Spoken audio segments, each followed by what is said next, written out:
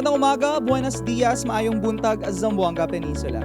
Welcome sa Kapihan sa Rehiyon 9. Hatid sa inyo ng Philippine Information Agency Region 9. Ang programang ito ay isang plataporma para sa mga ahensya ng gobyerno upang ilahad ang kanilang mga programa at serbisyo sa taong bayan.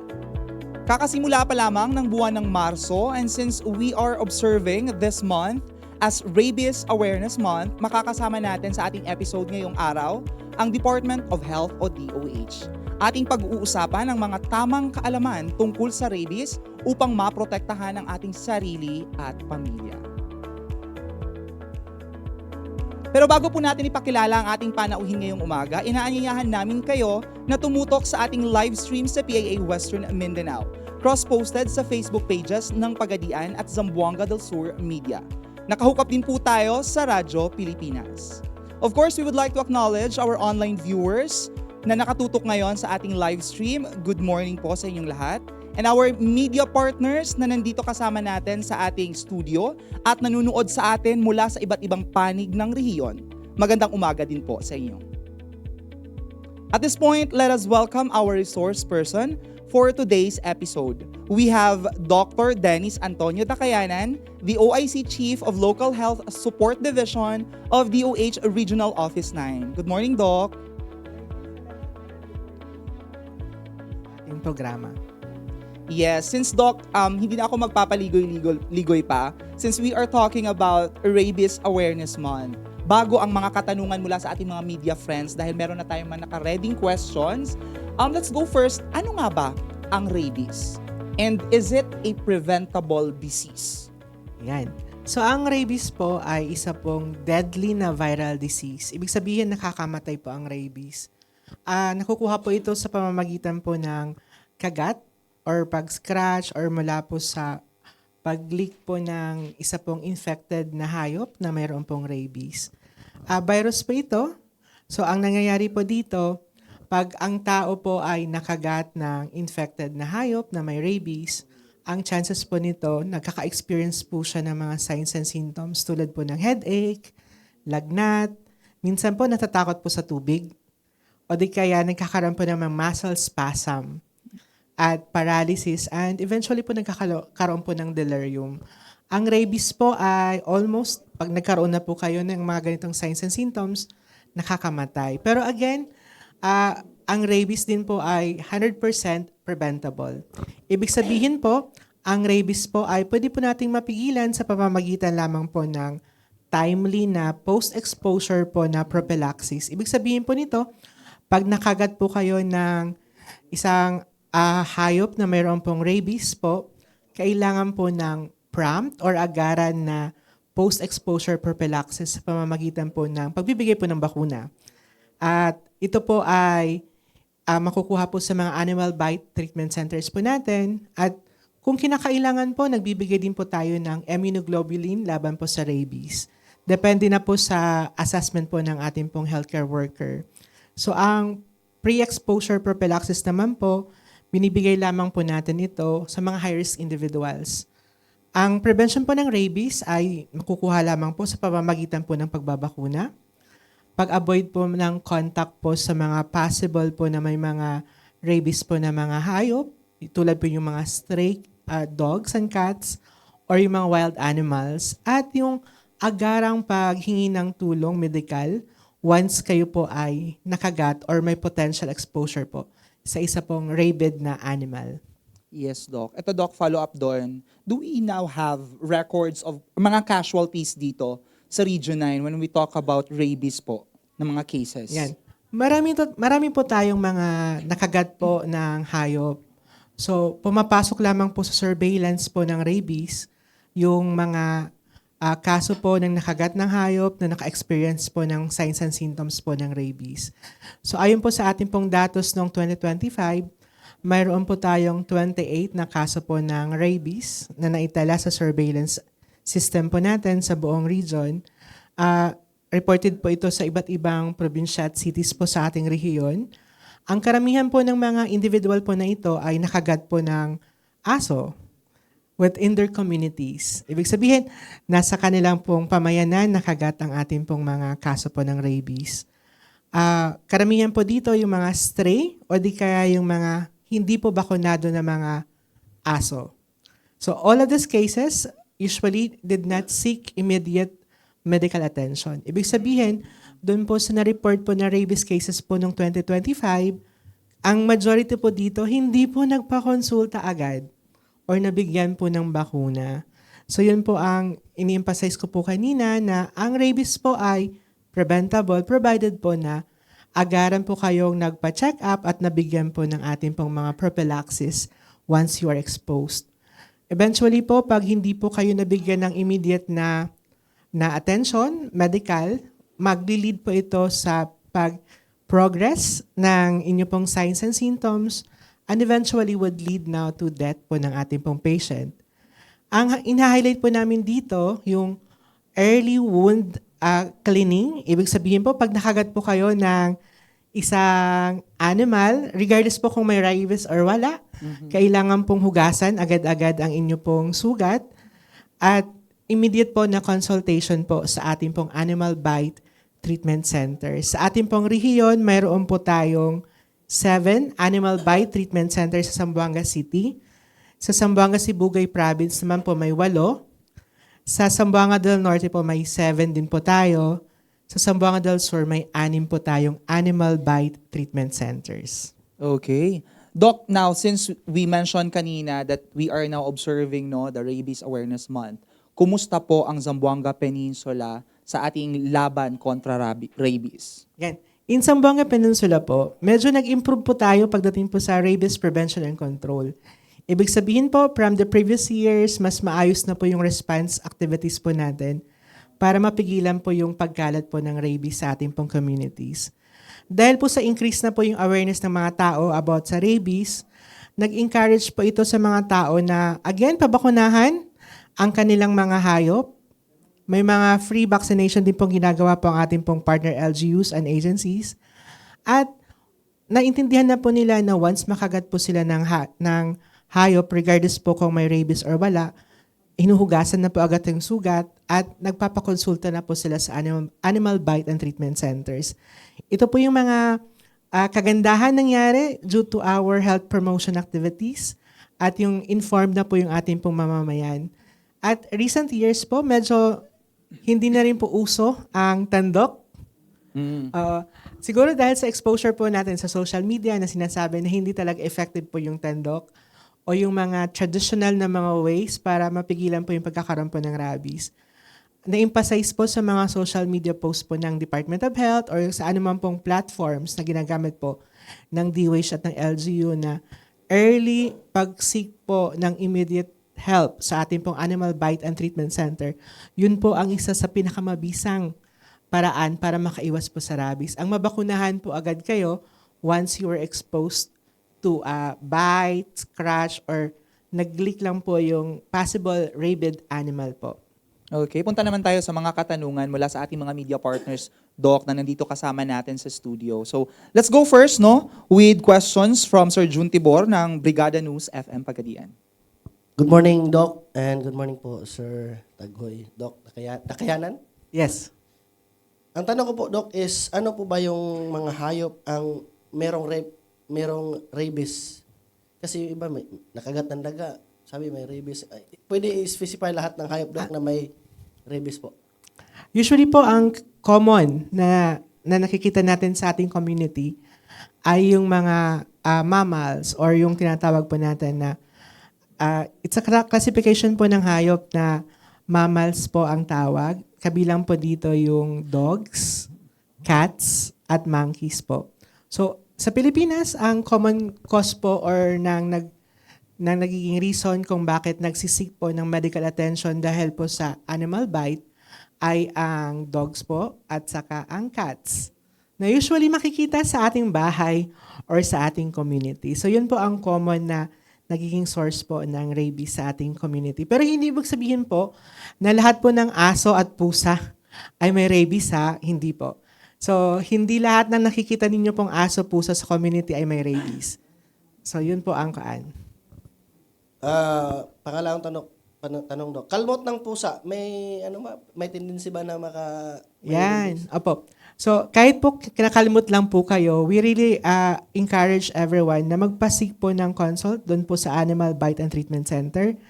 Ang ating pong healthcare worker will be assessing yung inyo pong kalmot at nagbibigay din po tayo ng prophylaxis naman po pag ganon. Ang goal po natin dito, kalmot man siya or may sugat po kayo na na-leak po ng isa pong hayop na hindi po kayo sure kung may rabies, agad po kayong pumunta sa Animal Bite and Treatment Center para ma-properly assess po ang inyo pong situation para mabigyan po kayo ng tamang gamutan or kung bibigyan po kayo ng prophylaxis. Pangatlo, Dok. Kahit ba na bakunahan na ang, halimbawa yung aso, meron bang assurance na safe na, na ito in case makapangagat, ilang months ba o years tatagal yung bakuna sa katawan?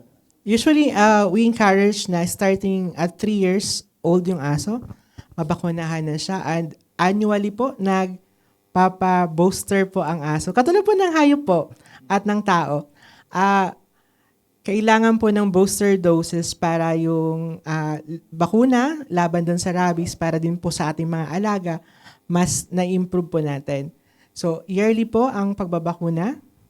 Pwedeng nabakunahan po ang inyo pong aso after, hindi na po na-follow up after ilang years. Pwede rin po magkaroon po rin po ng rabies. So again, we encourage na annual po na pabakunahan ang inyo pong mga alagang hayop. Kung maaari din po, nakatali at ensure nyo po na hindi po makakalabas. Usually, common po na nangyayari pag summer. Nasa labas po lahat ng mga bata kasi wala minsan pasok. So kasama po nila dun sa community yung mga aso na naglalaro. Minsan naapakan sa time na nakakagat po ang mga bata.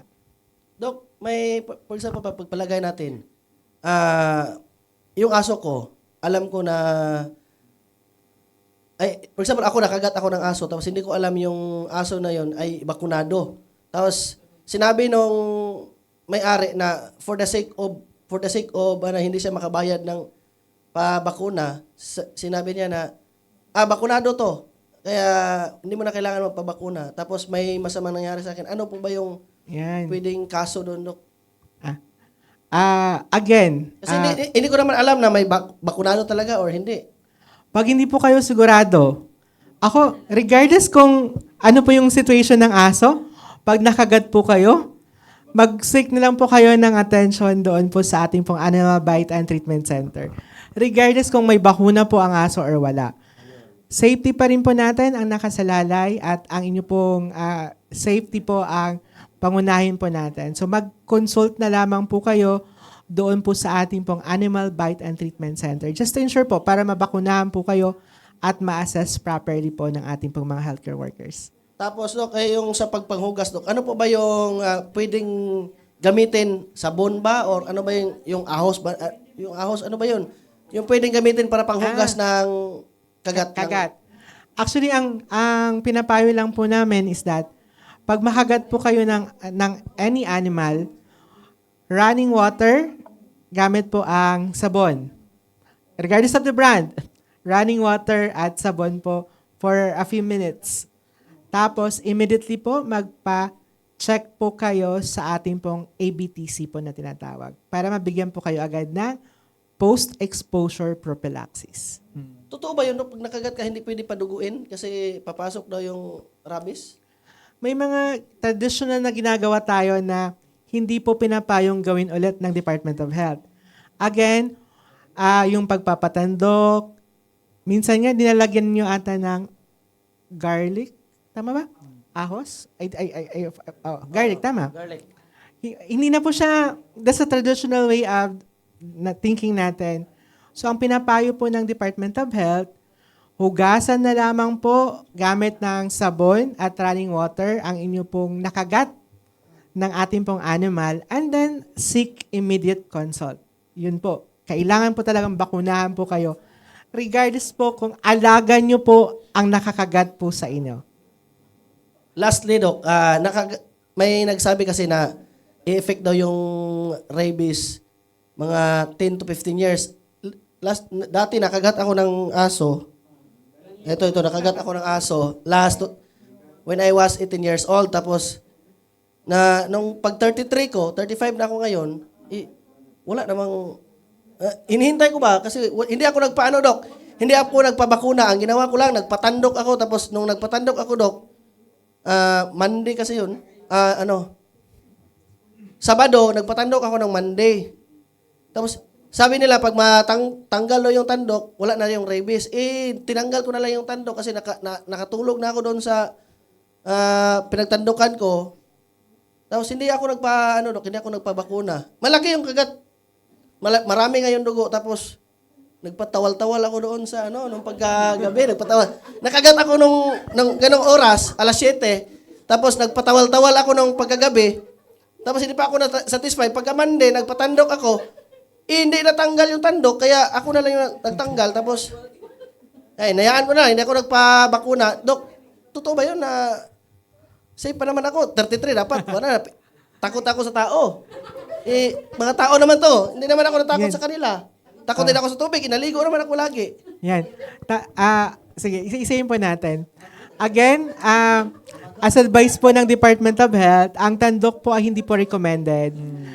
Again, washing po, gamit po ang running water at sabon at pagbabakuna pa rin po ang pinaka-effective way ng pagpigil po ng pagkakaroon po ng rabies once ma-expose po kayo. Second, ang tanong niyo po sa akin kung matagal po ba bago mag-develop po ng signs and symptoms ng rabies ang isang tao? May mga pagkakataon po na ang tao nagde-develop po ng signs and symptoms mga years post nilang makagat. May mga tao naman po na a few weeks lang, 2 months, nagmamanifest na po ng signs and symptoms. That's the reason why po na once makagat po kayo ng isa pong animal, regardless kung alam niyo po yung vaccination status po noon, you have to seek early consultation. Second, huwag niyo pong papatayin yung animal na yun, ha? We really need to observe yung animal po na yun na mag-manifest po ng mga signs and symptoms around 10 to 15 days. Pero hindi ibig sabihin po noon, habang nag-observe po kayo dun sa animal, hindi na po kayo magpapa-check up. Mali pong thinking yun, ha? Dapat, while observing the animal, on the day mismo na nakagat po kayo, nahugasan nyo agad yung sugat po ninyo ng sabon at running water, nagpakita na po kayo doon po sa ABTC para mabigyan po agad kayo ng prophylaxis or bakuna. Ang pinapayo din po namin kasi ngayon, na once magsimula na po kayo ng vaccination po, post-exposure prophylaxis na tinatawag, you have to complete the dose. Para i-make sure po na safe po kayo. May mga tao po kasi na once lang, hindi na po kinukompleto yung bakuna.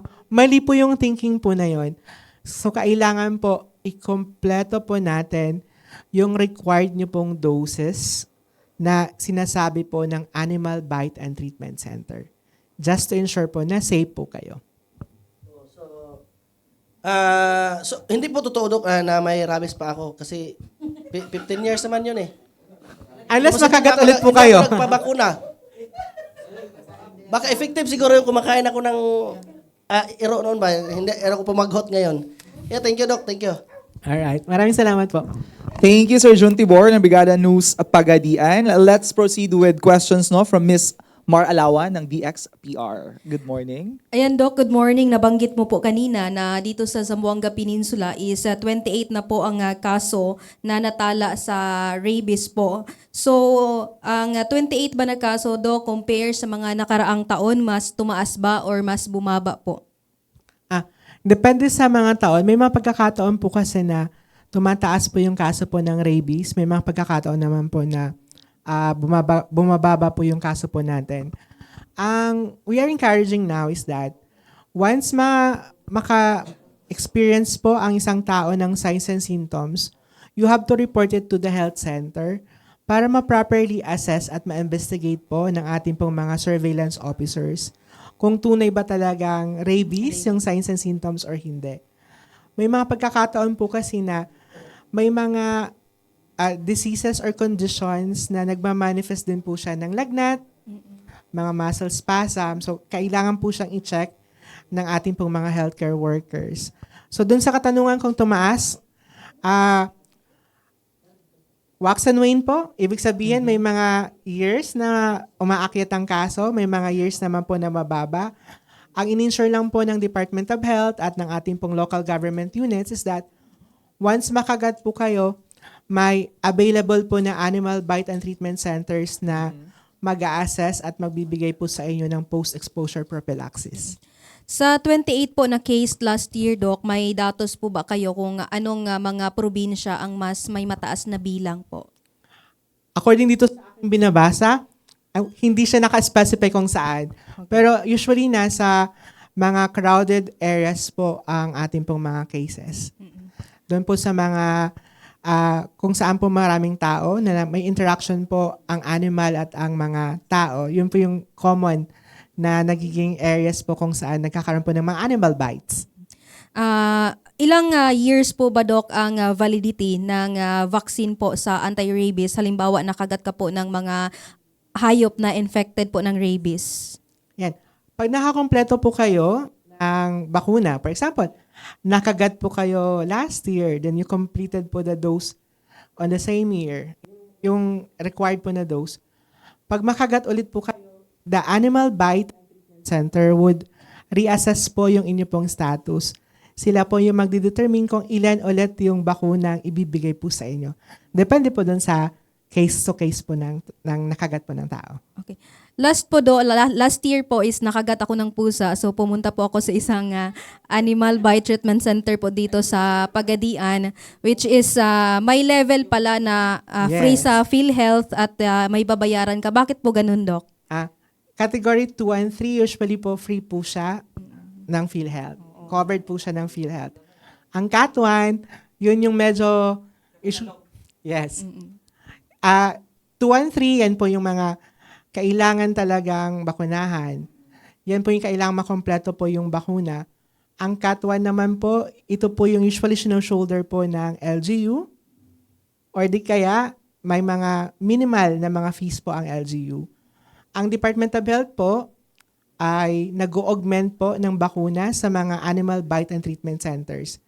Ibig sabihin po nito, ang mga animal bite and treatment centers po ng LGUs, usually bumibili po sila ng sarili nilang bakuna gamit po yung pera po ng LGU at ng PhilHealth reimbursements. Si DOH po mag-augment po ng bakuna. Kasi po may mga services po na devolved na po sa local government units.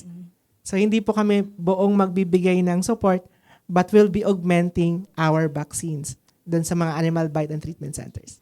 Okay, last po, Doc. Nito pong Rabies Awareness Month sa March, ano po ba ang ginagawa ng DOH para po iwasan or bumaba ang bilang ng kaso ng rabies dito po sa Zamboanga Peninsula?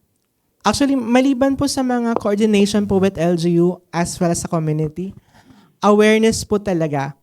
We are encouraging po the owners po ng mga aso or pusa or yung inyo pong mga alaga na maging responsible po na owners ng mga pets. Kung may alaga po kayo, you have to ensure po na nabakunahan at annually po, yearly nakakatanggap po sila ng bakuna.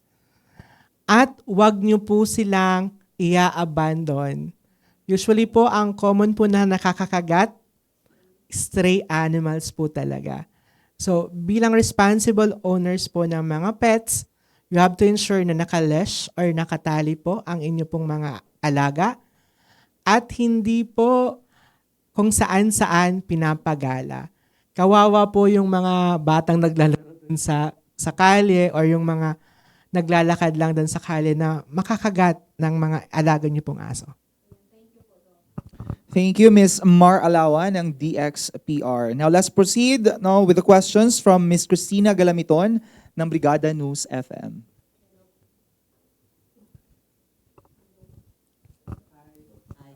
Hi. Hello po, Doc. Good morning, and sir.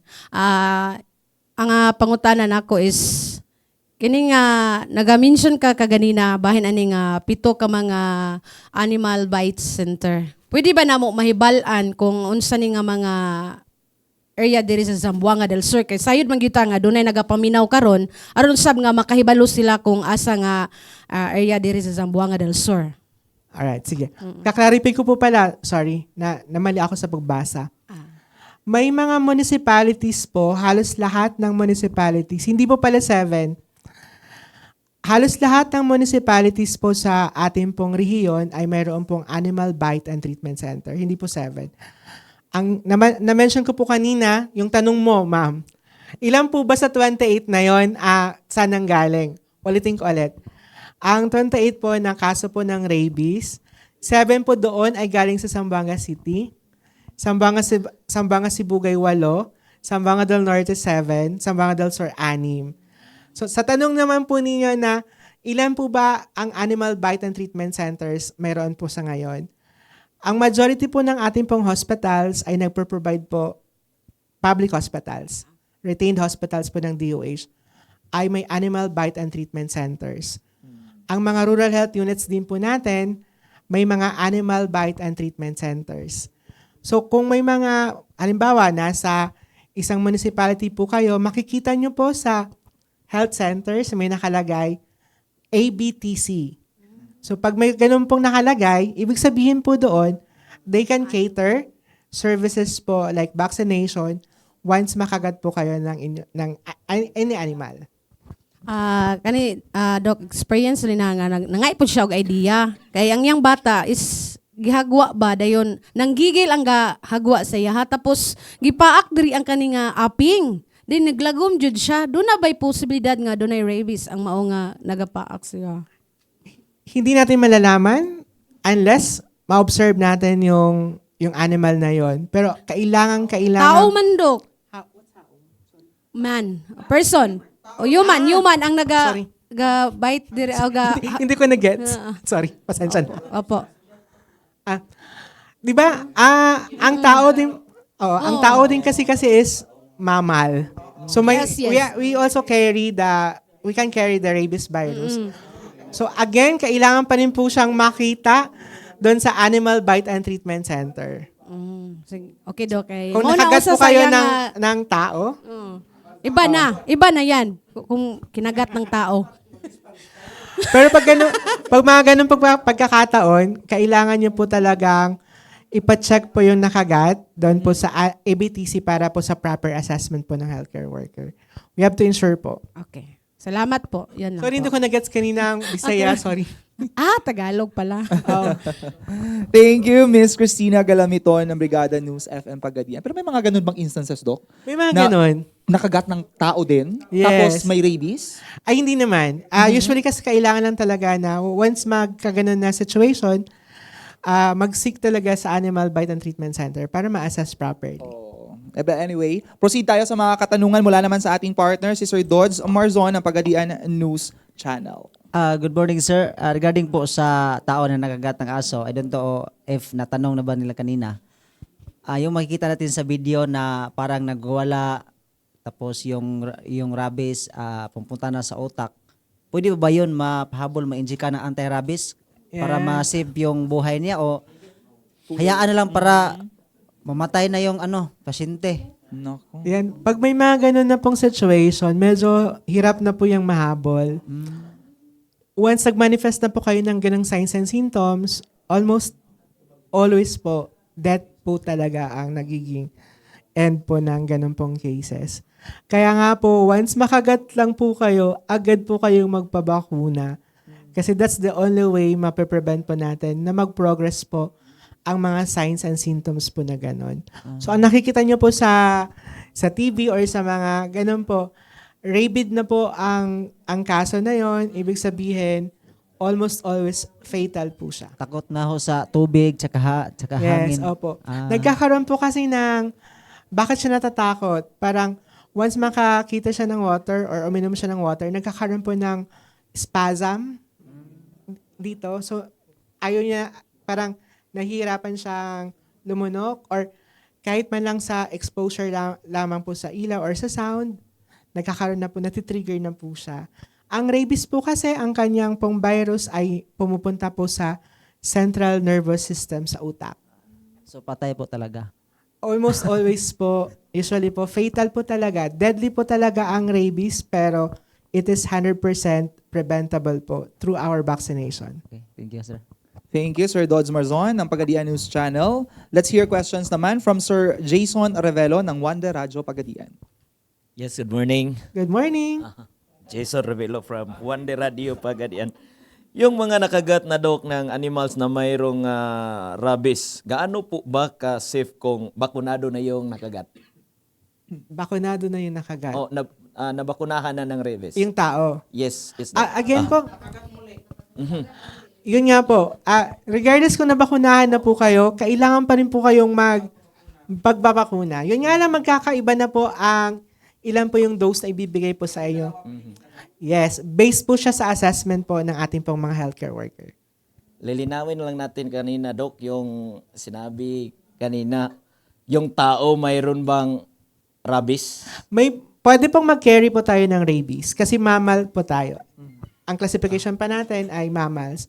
So, pwede po talaga tayong magkaroon po ng rabies at pag makakagat po tayo, pwede rin po tayo makapagpasa ng rabies. So, pag ganun po kayong experience, nakagat po kayo ng kapwa po natin, magpunta pa rin po sa Animal Bite and Treatment Center for proper assessment at sa vaccination po. How about, Dok, sa mga taong kumakain ng mga hayop na may rabies? We discourage na ganun po ang practice. Kasi pwede rin po kayong ma-expose po doon po sa rabies na virus. So hindi po natin ini-encourage yung pagkain ng mga hayop, especially yung alaga niyo yung hayop. Alaga niyo nga po yun. So, wag niyo pong i-practice ang gano'n kasi ma-expose pa rin po kayo doon po sa virus. Sabi kanina ng kasamahan sa media, nakagat na siya at ilang taon na siya na ilang taon na siya na nakagat ng ahas pero wala pa rin siyang sintomas sa rabies. Mayroon bang mga ganun, Dok? Yan. Maaari yung nakakagat sa kanya years before, wala talagang rabies. Oo. Pero again, regardless po kung bakunado or hindi ang nakakagat po na animal po sa inyo, ang pinaka-importante po nyong gawin ay hugasan po ng running water at sabon ang inyong pong sugat at magpa-bakuna po sa Animal Bite Treatment Center. Hindi po, mahirap po magsisi sa huli. Mhm. So we have to do proactively yung ma-prevent po yung pagkakaroon po ma-prevent po natin yung pagkakaroon po ng rabies. Again, once mag-manifest na po kayo ng signs and symptoms ng rabies, wala na pong balikan. Mhm. So habang nakagat pa lang po kayo, nabakunahan agad po kayo, that's the only way we can prevent rabies virus. Pero you have to complete the doses. Mhm. Gaano po ba katagal yung rabies na pwede kang magka-infect? Again, it would sometimes depends po dun sa tao. It would take us years or weeks or days lang. Mga 1 year lang. Hindi Or naman 2 months wala man ganon. May range po tayo. Aha. Weeks to years. Ibig sabihin, pwede mag-manifest po ang virus sa katawan ng tao a few years from the time po na nakagat. Pwedeng weeks lang po to months. So, yun po. Importante po talaga na wag pong papatayin yung animal na nakakagat po sa inyo. You have to observe that one. Then, bakuna. Pero kung matagalan na ng 15 years, Doc, safe na ba kaya yung mga nakagat?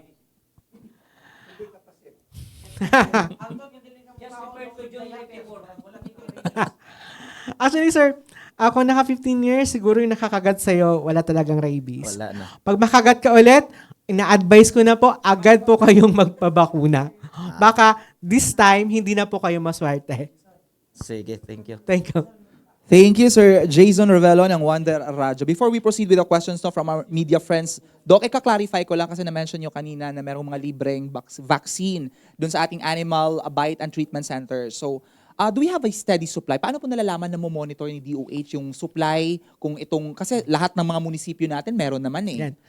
Ang mga Animal Bite and Treatment Centers sa hospitals or sa LGUs, nakaka-receive po siya ng support mula sa PhilHealth.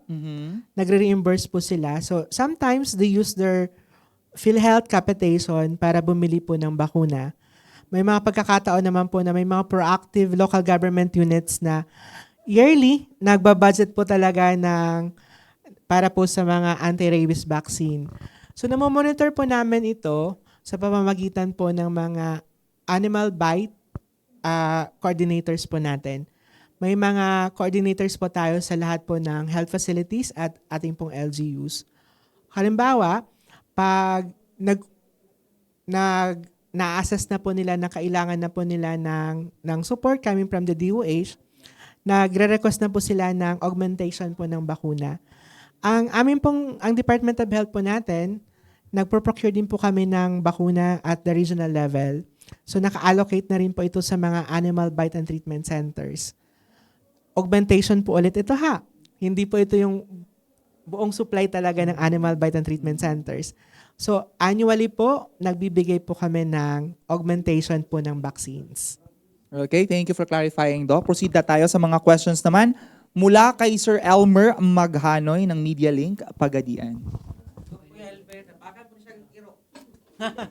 Good morning po. Kasi makikita natin sa mga FB ba, yung mga tao makagat ng ahas, tapos parang wala lang sa kanila. Yung mga iba, yung cobra, magpa-video-video pa sila. Walang, anong ginagawa nila? Bakit hindi sila tatabla ng rabies? Hindi sila mamatay? Ayan. Ibang usapan po ang cobra ha, Oo, snake bites. Yeah. Oo. Venom naman po iyon.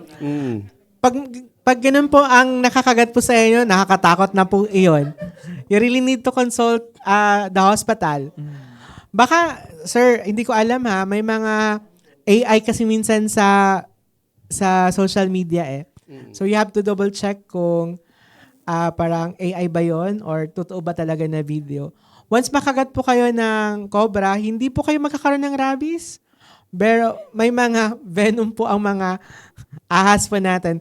You really have to go to the emergency room for the anti-venom or assessment man lang po ng ating pong doktor.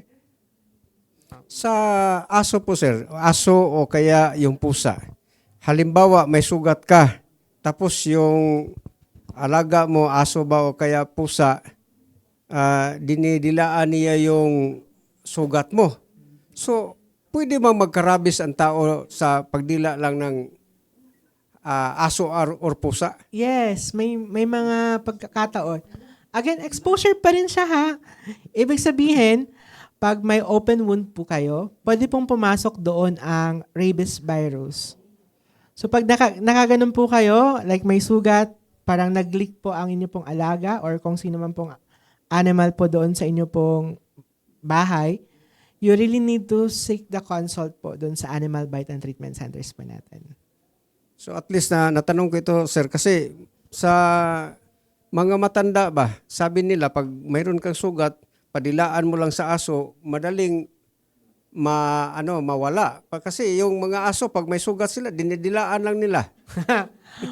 Kung po yun. Yun po ang gusto mo naming itama. Wag po nating ulit i-practice ang mga yon. That's the traditional way na dapat na natin pong baguhin. Again, hindi po natin sure kung, again, yung laway po natin at ng animal ay madumi po. Pwede pong mag-contain po ng mga virus tulad po ng rabies. So once may mag-leak po doon sa inyo pong sugat, pwede po talaga makatransfer po yung mga germs and viruses po doon mismo sa inyong sugat. So sir, ulitin natin sir, yung laway ng tao, mayroon yung Lahat naman po tayo, 'di ba? Oo. May mga germs at viruses pa rin po tayo sa ating mouth, correct? Same po sa animal, may mga germs, viruses din po sa kanilang saliva. So, ang sugat nyo po ay open po. Ibig sabihin, bukas, may pwede pong daanan ng viruses at ng germs. Once mag-leak po yung isang animal po doon po sa inyong sugat, kung ano man po yung virus or germs na sa kanyang bibig, pwede niya pong matransfer po. Kasi natanong ko lang sir, kasi yung mga matatanda ba, pag may natagat na aso, yung bata, sisip-sipin niya yung dugo papalabasin ba? Yan. Pwede bang magka-rabies yung lula natin na ganyan? Yes. Kasi, halimbawa, nakagat po ng aso yung bata, tapos may rabies po talaga yung aso, tapos sinipsip niya, may sugat din po siya sa mouth. Pwede po rin matransfer po yung virus po sa kanila. So again, wag niyo pong gagawin yung mga ganun na pinagbabawal na technique. Kasi yan ang ginagawa sa mga bundok. Yes, kailangan po talaga natin siyang i-clarify, inform po yung mga kababayan po natin na ang kailangan lang po nilang gawin, hugasan po ang sugat, ang nakagat na parte po ng katawan, gamit po ang running water at anuman pong brand ng sabon. At pumunta po sa pinakamalapit na Animal Bite Center para po sa bakuna. So last ito sir, kasi ito rin ang ginagawa ng mga quack doctor at saka yung ginagawa sa bundok. Kahit na dito sa within the city, yan pa rin yung tandok ba? Naniniwala ba kayo sa tandok na makaalis ng rabies? Hindi rin po. Oo. Hindi siya proven effective. Wala po talagang pag-aaral na ganon. So, the only way po na maprevent po natin yung pag-progress po ng rabies sa ating pong katawan once ma-expose po tayo doon po sa kagat, sa pag-scratch or doon sa pag-leak po ng inyo pong sugat ng isa pong animal na mayroon pong rabies is through wound washing po ng ating pong sugat at saka yung pagbabakuna po talaga. We are really encouraging everyone to practice po ng proper washing po ng sugat at saka pagbabakuna every time po na nakagat po kayo. Huwag po kayong mahiyang magpa-check up sa ating pong mga health centers. They are very much willing na i-assess po ang inyo pong situation at i-refer po kayo sa pinakamalapit na animal bite and treatment centers. Ensure po natin ang inyo pong safety at hindi po kayo mag-develop ng signs and symptoms po ng rabies. So salamat Doc, at least na yung tandok pala ay Hindi po walang talaga siya. Opo. Thank you, Sir Elmer Maghanoy ng Media Link Pagadian. Proceed naman tayo sa mga katanungan mula kay Sir Sherman Calotes ng IFM Pagadian. Ayan, good morning po, Doc. Good morning po, sir. Sir, ano-ano po ba yung mga hakbang at pagsisikap ng Department of Health sa pagkikipag-ugnayan sa mga LGU at barangay upang mapalakas ang kampanya laban rabies? Ano po yung mga interventions ng at programs ng DOH together with the LGUs at barangays para po sa mga stray animals no na nandyan sa ilang mga barangay at dito po sa city proper? Yan. Marami po tayong mga partnerships with our other government agencies as well as LGU. We partner with LGU and the Department of Agriculture doon po sa pagbabakuna, doon po sa mga animal natin, yung mga pets po natin. Nagkakaroon din po ata ng mga interventions din ng LGU at ang DA na magpakapon yung mga alaga po natin. Sa side naman po ng Department of Health, bilang kami po ang parang nagbibigay po ng technical assistance pagdating po sa health, we are conducting trainings sa mga LGUs po natin on management po ng bite. We are also equipping and training our rural health units na maging animal bite and treatment centers po sila. Yun po ang ginagawa po natin. Bakit po natin sila tinitraining? Ayaw na po natin na ang isa pong individual na nakagat sa isang municipality na to, mag-travel pa po sa city para lang po maka-access po sa vaccination services po natin. We would like po, sa part po ng Department of Health at ng ating pong LGU na kung saan po pinakamalapit maka-access ng vaccination services yung isang taong nakagat, mas better po iyon para mas mabilis po nating ma-prevent yung pagkakaroon po or pag-progress po ng rabies just in case po ang nakakagat po sa inyo ay rabid animal. Ang pangatlo po naming intervention dito, again, augmentation pa rin po ng supplies doon sa LGU po natin.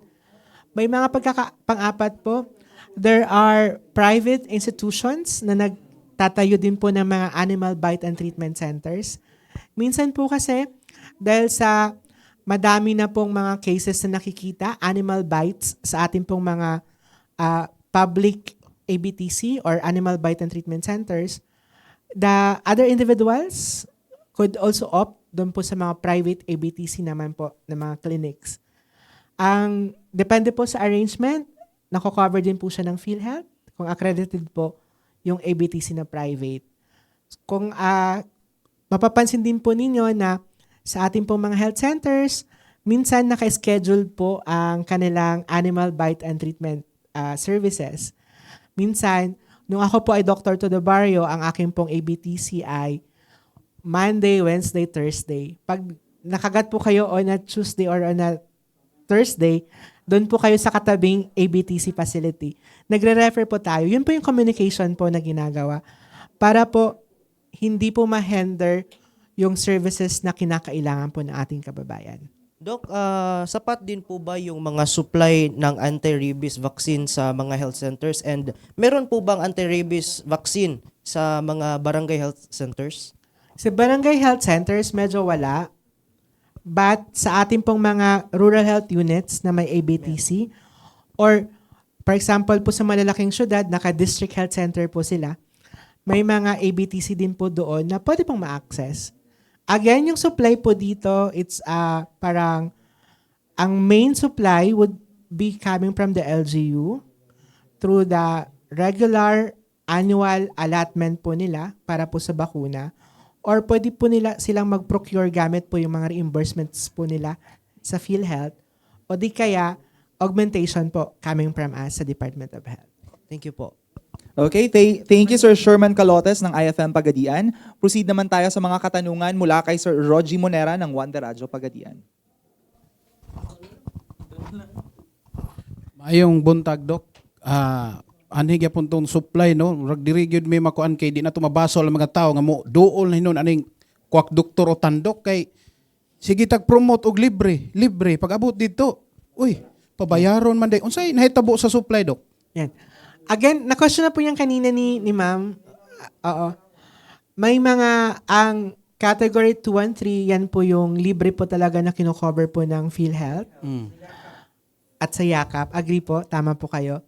Ang Cat 1 po, yan po yung kailangan mag-shell out ang tao. Or kung ang LGU po ninyo, ililibre po siya, pwede din po.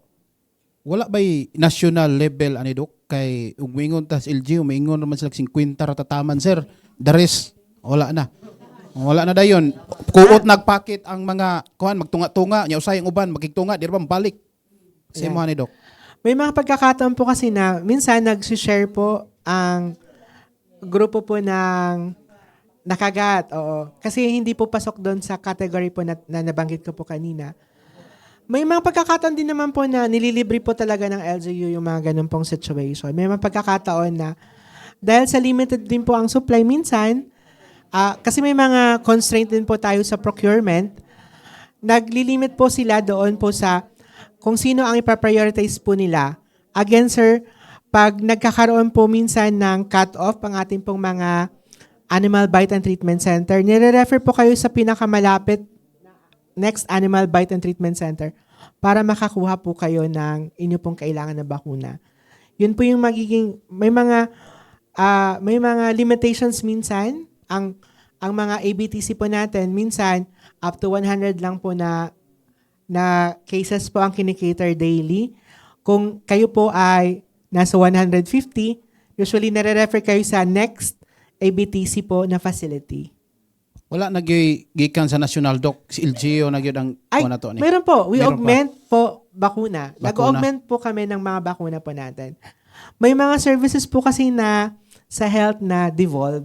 Ibig sabihin, the LGU will now be the one taking charge of the services. So si Department of Health will just provide the technical assistance and the augmentation po ng logistics. Napoy nagpaabot og pangutana pod sa atong online at mulong gipahondok sa Margos daw libre dito. Nya pag-abot diri sa dao pod sa provincial hospital usa kunoy kalainan PhilHealth man pod facility in terms of kuan ning anti-rabies, Doc. Sige. Ang depende po kasi sa health facility ha. May mga health facilities na they are procuring on their own. Opo. May mga facilities naman po na nagpo-procure po sila, pero minsan limited po ang kanilang supply. Again, may mga peculiarities po ang local government units po natin or ang health facility. So titingnan din po natin na baka marami silang kinikater na cases doon sa isang hospital na yon, kaya naglilimit po sila doon sa number ng ikikater. Or sometimes po sir, may mga sa categorization po kasi ng animal bite, may mga animal bite po na hindi po siya kino-cover ng PhilHealth. So yun po yung medyo nag-shell out po tayo. Pero again, our government is working na pag kailangan niyo po ng services na yon, ma-access niyo po yun sa ating pong mga health facilities. May mga pagkakataon lamang po na may limitations po minsan doon po sa ABTC kung ilan lang po ang ikikater po nila daily. Okay. Dok, nganong ilubong largo ang tao nga mamatay sa rabies? Ang uban, okay, kana. Kay gusto sa mag-vigil, di na pa-vigilan ko, kay palubong largo. Oo. It's very infectious po kasi siya. Okay. Oo. Again, we are towards the public health. Oo. Sa health ng mga nasa community. So, yun po yung may mga laws po tayo na pag infectious po ang ikinamatay po ng isang tao, kailangan po siyang ilibing agad at hindi na kailangan mag-vigil. Okay. So, tsansa dok sa pasyente nga niaigo na gyud ang rabies, tabi ba tsansang maulian ato siyang kuanan tambalan yun, dapat magid tsansa gyud dok sa imong kuan. Pag nag-manifest na po, pag ang rabies po ay nasa central nervous system na po, nagkakaroon na po kayo ng delirium, yung mga spasm, muscle spasm. Yung nakikita nyo po sa TV, Oo. Ano dok? medyo mahirap na po siyang habulin. Di ay. Usually po, it would lead to death na po. So, habang wala pa pong ganon, magpabakuna na po sa pinakamalapit po na ABTC. Last two question dok, although ni sa rabies pasumpay na atong bitin. Naay napakag bitin. Asa magyud ang pinakaduol diri sa tuwa sa Buanga del Sur sa kining anti-venom dok kay para Yeah. moadto dayon, di na paglaylangay dayon. Yan. Sige. Actually, sir, mayroon po tayong toxicology center sa Zamboanga City Medical Center. We are coming up with a strategy po na lahat po ng provinces magkaroon na po ng toxicology centers. We are training. Nagkakandak na po kami ngayon ng mga initial assessment kung sino-sino po ba sa mga public hospitals sa mga provinces ang pwedeng maging service provider pagdating po sa ganito pong mga cases. Ang ating pong bakuna ay nanggagaling pa rin po sa central office. Ibinababa po siya sa amin or diretso sa hospital. So, kailangan siyang matraining muna yung ating pong healthcare worker bago po sila makapag-provide po ng services po. Ang goal po ng Department of Health, lahat po ng amin pong DOH retained and managed hospital ay capable na po to provide this kind of services. Pero again, sir, we're just starting. Ang mas ensure ko lang po na mayroon pong toxicology center ay nasa Zamboanga City Medical Center. Siya po kasi ang ating pong pinaka-apex hospital. So lahat po ng referrals, ang pinakahuling health facility na pwedeng i-refer po ang mga cases ay nasa Zamboanga City Medical Center. Wa mo'y private nga gi-aprobahan ri duol-duol dok katura gyud sa Zamboanga. At present po, we're working with our own hospitals, our retained hospitals. Ang sa private, wala pa po akong idea kung mayroon na po silang ganun pong services. But sa retained hospital po, we are trying to come up na lahat po sila sa norte, sa Zamboanga del Sur, at sa Basilan sa Sulu, mayroon, we are working na magkaroon na po ng ganun pong services para hindi na po magta-travel papuntang Zamboanga City yung mga nakagat po ng mga... Yun nga lang po. Oo. Pero it has to be assessed properly kasi hindi naman po lahat ng kagat po ng ahas ay venomous. Lastly dok, di ni gihapon 4-day work week sa DOH. Kumusta dok? Ako lang gisaybit yu dok. Apil ba ta? Sige dok. We are compliant with the directives po of the President na mag-follow po kami dun sa 4-day na work week. Kung you are following our SOCMED pages, nag-announce po kami kahapon na our operational hours would be 7 to 6 po 7 o'clock po sa umaga and we end at around 6 p.m. po. Monday to Thursday. Pero sa mga retained hospital po namin, open po kami 24/7. So sa opisina lang ninyo gi-adapt, Doc? Opo. Okay, at least klaro. Sige. Frontliners, mga health emergency, hindi po kasama or exempted. Salamat, Doc. Okay, thank you, Sir Rogie Monera ng One de Radyo Pagadian. Let's proceed with questions from Sir Kurt Estabas ng Nonglading Radio. Hello, Doc. Good morning. Bisaya ra ko ha. Good morning. Good morning. Bisaya, sige. Try ko magets. Doc, ano yung unsay ginabuhat, Doc, sa katong mga tao bitaw nga nakambrasan either sa iring or sa iro. Tapos aduna bay yung nakamot, Doc. Tapos aduna bay possible nga magkaribis. Yan. Isa po yan sa mga dapat ma-check sa ABTC ha. Kahit na scratch lang po kayo, kailangan nyo pa rin pong magpakonsulta sa Animal Bite and Treatment Center. Kasi pwede pong magkaroon po kayo ng rabies. Okay, naiuban, Doc, nga moingon nga kanang gamay ra man na wala kabot sa tinae ba ana. Then unsa ba nabay magkaribis pa bagyapon, Doc, kada bang nakabrasan tapos naman dili bitaw makagawas ang dugo. Oo. Again, i-assess po dapat kayo sa ating pong health center ha. Huwag po tayo mag-assume. Kasi it's better safe than sorry. So, kailangan pa rin po kayo makita sa Animal Bite and Treatment Center to properly check po ang healthcare worker kung kailangan niyo po bang magbakuna or hindi. Pwede bang magpabakuna daan og anti-rabies, Doc, nga wa pa ka napaakan? Yan. Yan po yung tinatawag po na pre-exposure prophylaxis. Hindi po lahat kailangan magpabakuna ng ganun. Usually po yung mga high risk. Sino ba yung mga high risk na mga individuals na pwedeng ganun? Hindi rin po. Yung mga men in uniform na nag-handle po ng mga canine, ayan, isa din po ayan. Yung mga veterinaryo na exposed po dun sa mga animals, pre-exposure po ito ha. Ibig sabihin, bago magkaroon po ng kagat, kailangan na po ng bakuna. Yun po yung mga high-risk individuals po na tinatawag. Kami, Doc, nga media. Nasa low risk po kayo. Thank So you, we Doc. follow the regular. Thank you, Doc. Thank you. Hindi naman, doon po tayo sa exposure mismo ha. Hindi naman sa walang consideration. Again, gaano po ba ka-high risk yung inyo pong work na magkaroon po kayo ng rabies?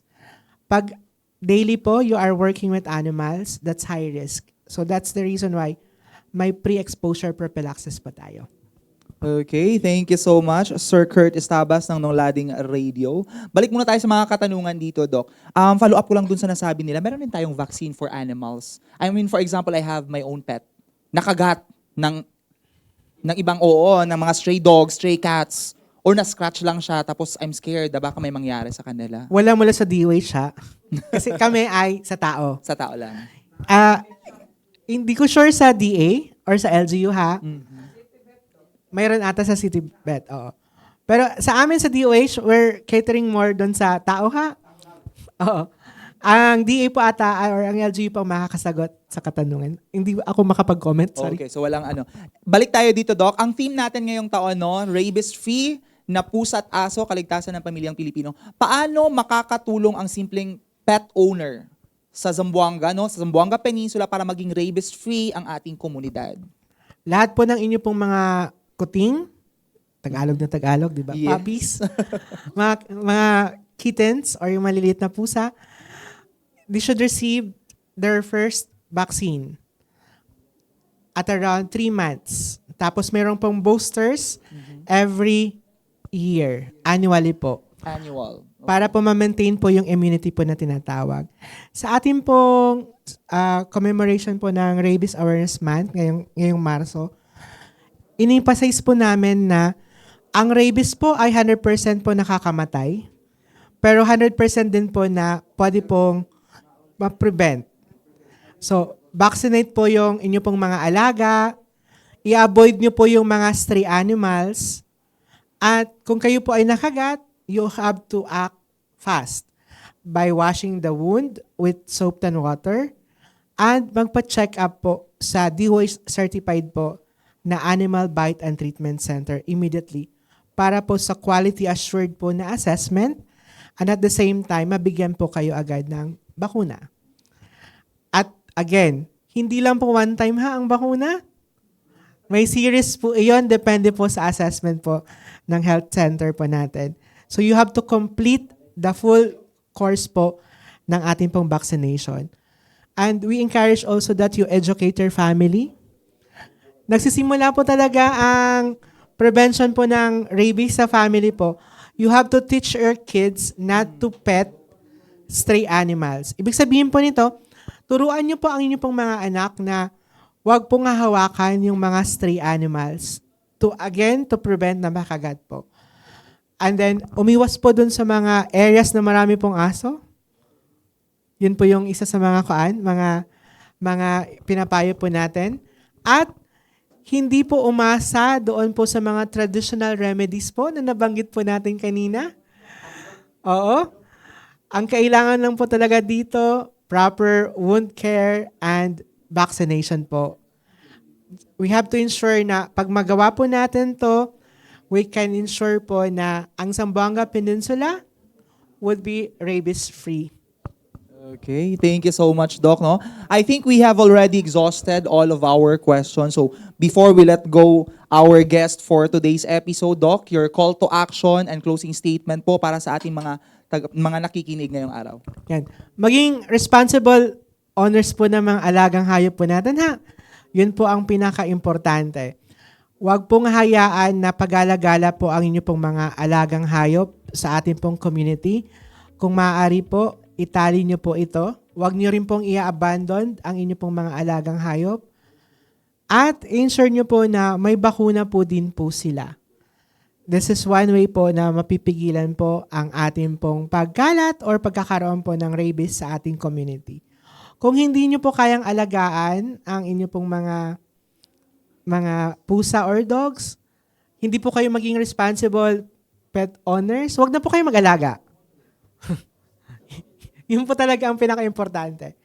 And then, again, pagkailangan po talaga ng, pag makagat po kayo, the immediate action is to wash the wound with running water and soap and then magpa-check up po sa Animal Bite and Treatment Center for the proper vaccination po. Maraming salamat, Dr. Dennis Antonio Dacayanan, the OIC Chief of Local Health Support Division of DOH Regional Office 9. Thank you so much, Doc.